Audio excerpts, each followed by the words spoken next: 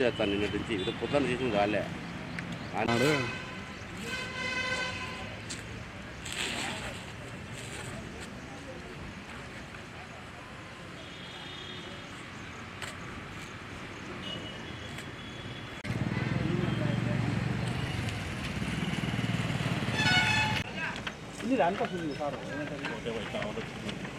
Stay ఉంది కదా bro అక్కడ.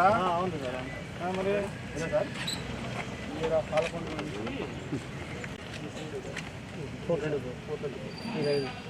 సార్ ఇక్కడ 11 నుంచి సెంట్రల్ పిజన్ అవతల సెంట్రల్ జైలు నుంచి జైలు ఆ పక్క నుంచి స్టార్ట్ అవుతుంది. జైల్లో కూడా ఉందా?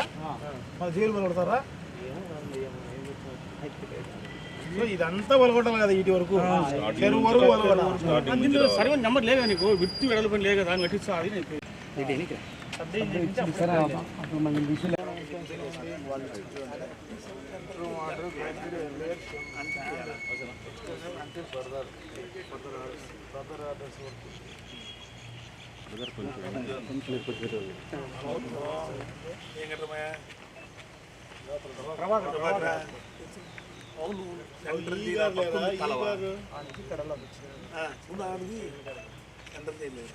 నుంచి ఆర్కే నగర్ తీయాలి మొత్తం.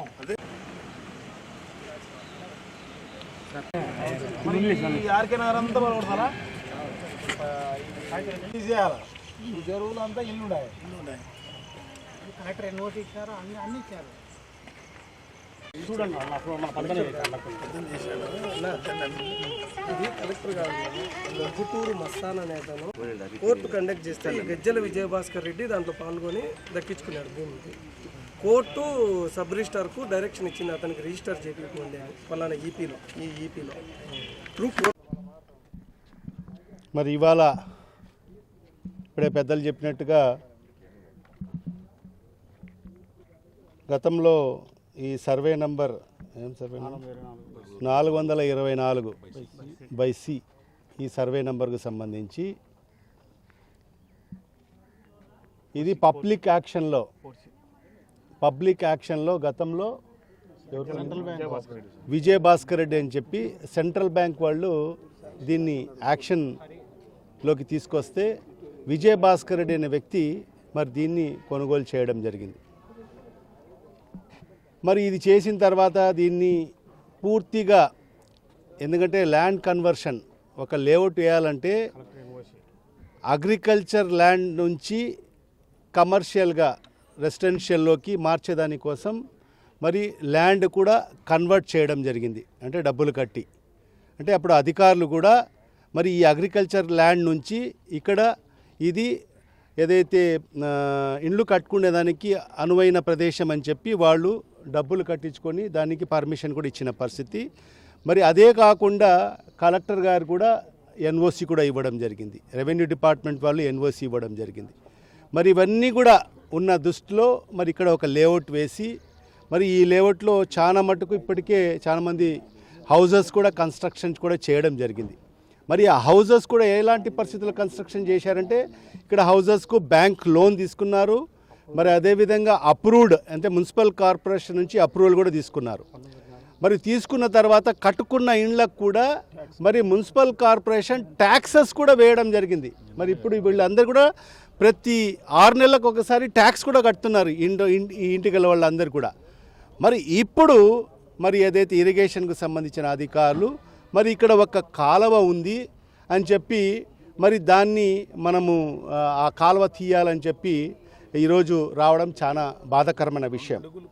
మరి ఎందుకంటే ఇప్పుడే చెప్పినట్టుగా ఆ కాలువ ఎక్కడి నుంచి వస్తుందంటే ఆ పైన కొండల పైన నుంచి మరి ఎక్కడికి వెళ్తుందంటే అది గతంలో మరి ఆర్కే నగర్ అంటే ఏంటి, గురివిరెడ్డి కుంట, అది ఒక చెరువు కుంట. అది మరి అక్కడ వర్షాలు పడితే అక్కడి నుంచి నీళ్లు ఆ గురివిరెడ్డి కుంటకు వచ్చే పరిస్థితి ఉండేది. ఆ చిన్న కాలువ ఉంది.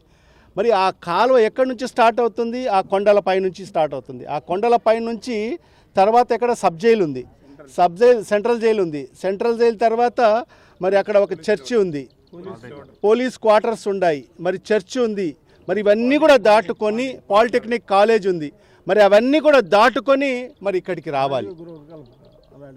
మరి అక్కడ అవన్నీ కూడా తీయకోకుండా మరి ఇక్కడ ఏదైతే ఓన్లీ ఇక్కడ లేఅవుట్లోనే మరి ఈ కాలువ ఉందని చెప్పి మరి ఆ కాలువ తీస్తామని చెప్పి రావడం కూడా సమంజసం కాదని చెప్పి కూడా అధికారులకు కూడా తెలియజేసుకుంటున్నాం.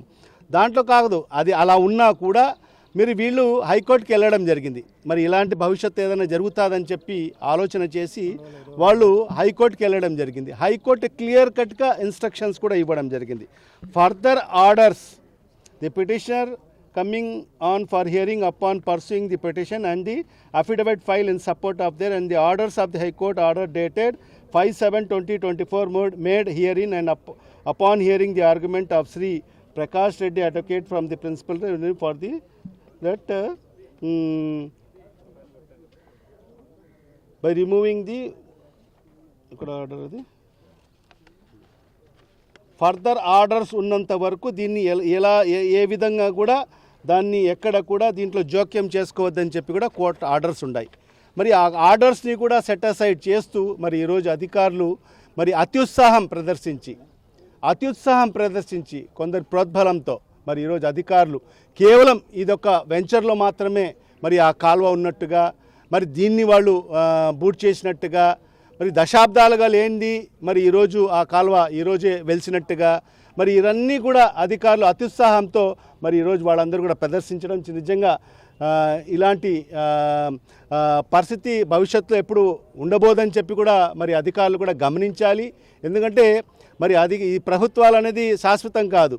మరి ఖచ్చితంగా ప్రభుత్వాలు మారుతూ ఉంటాయి, అధికారులు మాత్రం మీరు మాత్రమే ఉంటారు. కాబట్టి మరి ఎవరో మాటలు చెప్పారని చెప్పి మరి వాళ్ళ మాటలకు అనుగుణంగా అధికారులు అత్యుత్సాహం ప్రదర్శించడం చాలా బాధాకరమైన విషయం అని చెప్పి కూడా ఈ సందర్భంగా తెలియజేసుకుంటూ మరి ఇంత హైకోర్టు ఆర్డర్స్ ఉన్నా కూడా మరి ఒకవేళ ఆ కాలువ అక్కడి నుంచి తీసుకొని రావాలి, మొత్తం సబ్ జైల్ నుంచి తీసుకురావాలి, మరి పాలిటెక్నిక్ కాలేజ్ నుంచి తీసుకురావాలి, మరి ఏదైతే చర్చ్ స్థలం ఆనాడు చర్చ్ కూడా స్థలం కేటాయించారు మరి అవన్నీ కూడా తీసుకుని వస్తూ మరి ఇక్కడ నుంచి కూడా గురువిరెడ్డి కుంటకు వెళ్ళాలంటే మరి ఆ గురువిరెడ్డి కుంట అనేది ఇప్పుడు ఆర్కే నగర్, దాంట్లో సుమారుగా 2000 ఇండ్లు ఈరోజు వెలిసిపోయాయి. సుమారుగా 10 నుంచి 15,000 మంది జనాభా ఉండే మరి ఆర్కే నగర్. మరి అవన్నీ కూడా ఎక్కడ? మరి అవన్నీ కూడా అక్కడన్నీ కూడా ఈరోజు అన్ని ఇండ్లు కట్టుకున్నారు, అక్కడ అందరు కూడా సంసారాలు ఉంటున్నారు. మరి వాళ్ళకందరికీ కూడా ఈరోజు మున్సిపల్ కార్పొరేషన్ ఆధ్వర్యంలో మౌలిక సదుపాయాలన్నీ కూడా కల్పించాము. మా ఆధ్వర్యంలోనే ఈరోజు అన్ని సీసీ రోడ్లు కూడా వేసాము, డ్రైన్స్ వేసాము, మౌలిక సదుపాయాలన్నీ కూడా కల్పించాము. మరి అలాంటి పరిస్థితిలో ఈరోజు కేవలం ఒక ఇబ్బంది పెట్టాలి. ఇప్పుడు చెప్పినట్టుగా ఒక బాలకృష్ణారెడ్డి అనే వ్యక్తి మరి ఇక్కడ వైఎస్ఆర్ కాంగ్రెస్ పార్టీకి సంబంధించిన కార్పొరేటర్, మరి ఆయన ఈ ఒక గ్రూప్ ఆఫ్ మెంబర్స్తో ఆయన ఒక భాగ్యస్వాముడు, దీంట్లో ఒక భాగ్యస్వాముడు.